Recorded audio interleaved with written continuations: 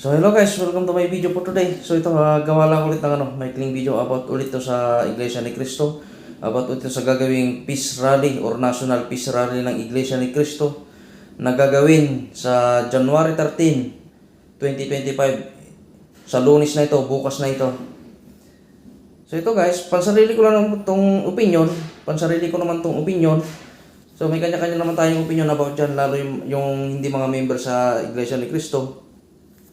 So para sa akin, dapat suportahan na lang natin ang layunin ng Iglesia ni Cristo. Kasi magrarally naman sila, hindi naman para manggulo, kundi para sa kapayapaan ng bansa at kapakanan ng mga Pilipino.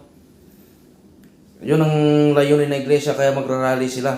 So bali sinuportahan lang nila yung sinabi ni BBM na wag nang i-impeach si Madam Vice President Sara Duterte, gawa ng makakagulo lang yan sa bansa at makakaabala lang sa trabaho na dapat gawin para sa mga Pilipino, sa mga mamamayang Pilipino na naghihirap sa bansa. Kasi marami na talaga naghihirap na Pilipino sa bansa eh.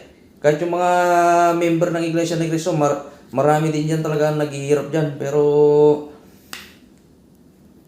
ipinaglalaban ng ANC na magkaroon ng kapayapaan sa Pilipinas, magkaroon ng kapayapaan sa bansa.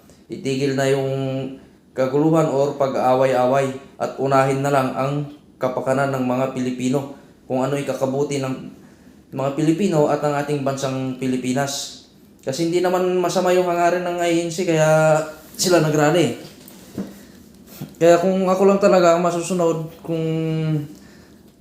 dapat suportahan na lang natin yung ipinaglalaban ng ANC at layunin ng ANC kung bakit sila gumawa ng mapayapang rally.